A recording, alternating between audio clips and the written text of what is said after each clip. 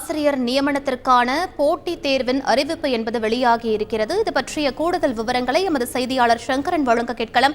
வணக்கம் சங்கரன், இந்த அறிவிப்பு தொடர்பான முழு விவரங்கள் என பதிவு பண்ணுங்க. வணக்கம். தமிழகத்தில் இருக்கக்கூடிய அரசு பள்ளிகளில் பள்ளிக்கல்வித்துறை முன்னாள் ஆணையர் வெளியிட்ட புள்ளி விவரங்களின் அடிப்படையில் 13,500 ஆசிரியர் பணியிடங்கள் காலியாக இருக்கின்றன.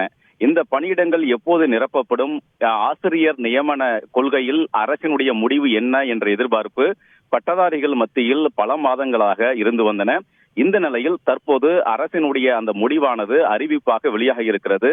ஆசிரியர் தேர்வு வாரியம் பட்டதாரி ஆசிரியர் நியமனத்திற்கான ஒரு நோட்டிபிகேஷன் என்று சொல்லக்கூடிய அறிவிப்பை இன்று வெளியிட்டிருக்கிறது.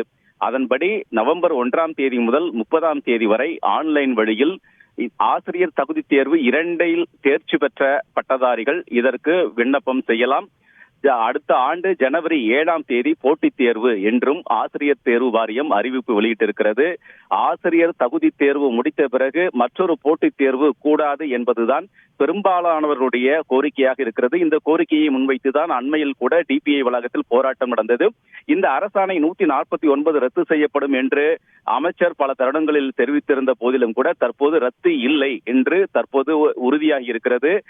அரசாணை 149 பின்பற்றி இந்த 2வது வகை போட்டித் தேர்வு நடைபெறும் என்று ஆசிரியர் தேர்வு வாரியம் அறிவிப்பை வெளியிட்டிருக்கிறது. எனவே தமிழகம் முழுக்க இருக்கக்கூடிய அரசு பள்ளிகளில் 13,500 காலி பணியிடங்கள் இருந்தாலும் கூட முதல் கட்டமாக 2,222 பட்டதாரி ஆசிரியர்கள் புதிதாக நியமனம் செய்யப்பட உள்ளனர். இதற்கான போட்டித் தேர்வு அறிவிப்பு தான் தற்போது வெளியாகி இருக்கிறது. விவரங்களுக்கு நன்றி சங்கரன்.